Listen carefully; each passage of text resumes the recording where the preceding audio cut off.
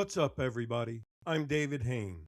Welcome to episode number 340 of the A2D From Addict to Disciple podcast.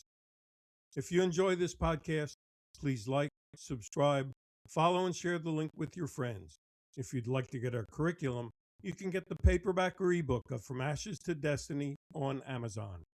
Today's episode number 340 is entitled, What You Talkin About? And I say that with attitude because that's what it is. You know those times when people are listening to you and all of a sudden they just go, what you talking about? So that's what we're going to listen to today. And I want to start with a quote by Socrates, who said, strong minds discuss ideas, average minds discuss events, and weak minds discuss people.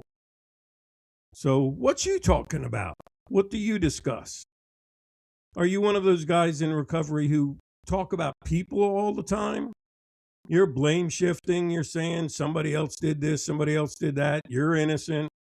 You talk about everybody else's stuff, but as soon as someone asks for your reaction or what you're working on, you go silent.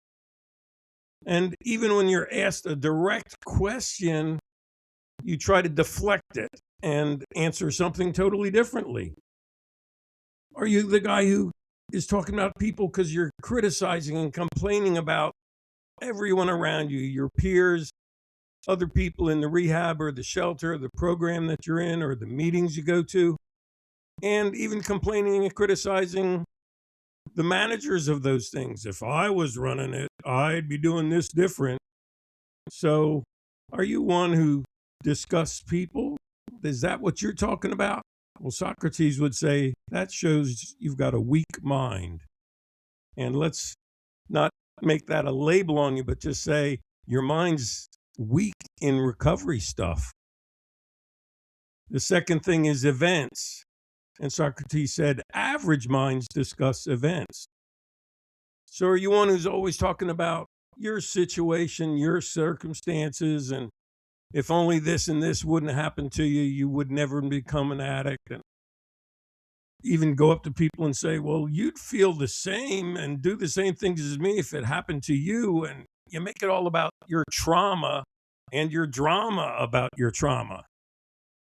Well, if that's you, Dolly Parton said, storms make trees take deeper roots.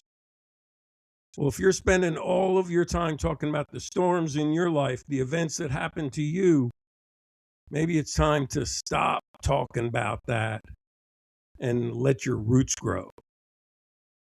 The third one is ideas. Socrates said, strong minds discuss ideas.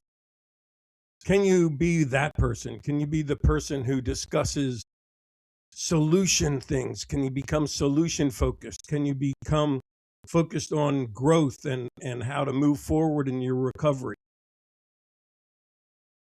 Louisa May Alcott, on importance of perseverance, in her Little Women book, the character Amy March is quoted as saying, I am not afraid of storms, for I am learning how to sail my ship. Do you see the difference when you're talking about ideas? You're not so much talking about the events anymore. You're focusing on what you can do to sail your ship in the storm, how you can take care of still moving forward in spite of the storm.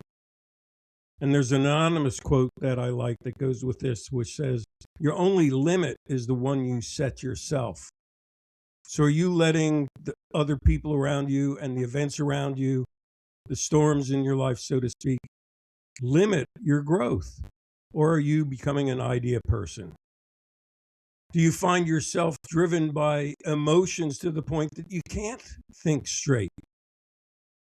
Even in group settings, you just don't share any ideas because when you hear what someone talked about and their reaction to the discussion topic in the group, your reaction was that it was all feelings and you were taken back to other thoughts and not ideas of moving forward. You're not focused on how to apply the ideas that it stirred in you. You're caught up in your emotions. Well, Kyrie Irving, the NBA basketball player, said, "You can only win when your mind is stronger than your emotions." And Mike Tyson, the heavyweight boxing champion, said, "You have to train your mind to be stronger than your feelings, or else you will lose yourself." So when I put all these comments together and go back to Socrates' original quote, we have to be able to deal with the way people stir up our emotions and get us analyzing and criticizing and complaining. We have to be focused on what's our attitude towards the situations and circumstances, the events in our life, and how we can sail our boat in the storm. Because life is a constant battle of emotions and decisions. And what feelings do you have that make it easy for you to just sit still and maybe let the boat sink, or to lie to yourself, or to blame shift? Have you been rationalizing, minimizing, giving half truths for so long that you always have an excuse ready for everything that happens?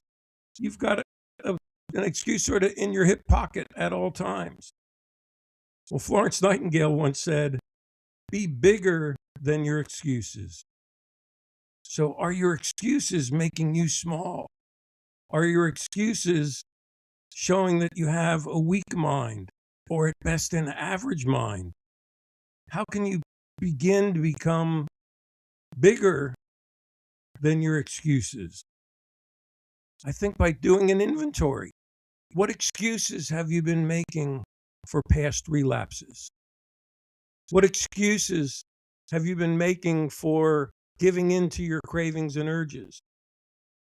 What excuses have you given for quitting or getting kicked out of the rehab or program you were in?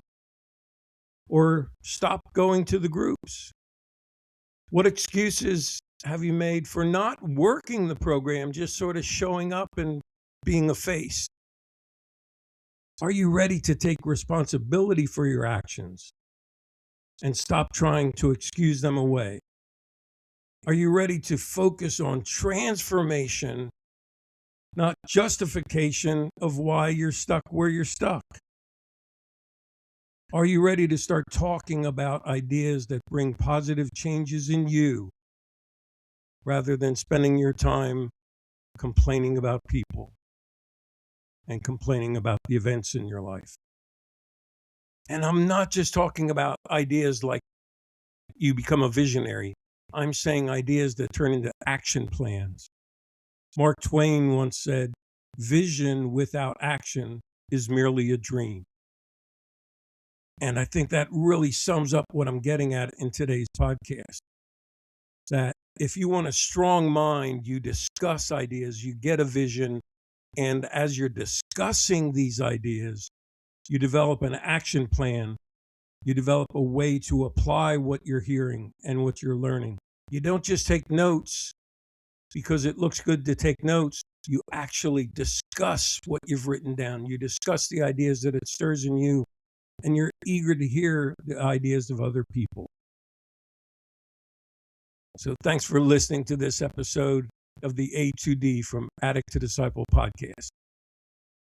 And I need to just say again, what you talking about? If you want to talk, feel free to message me in the link in this podcast episode. You can send me an email at davidfroma2d@gmail.com, or go to my website, www.froma2d.org, and click on the contact page. Keep listening to future podcast episodes. And with this one in mind, talk about them. Talk about the ideas that they stir. And as always, stay safe and stay resilient.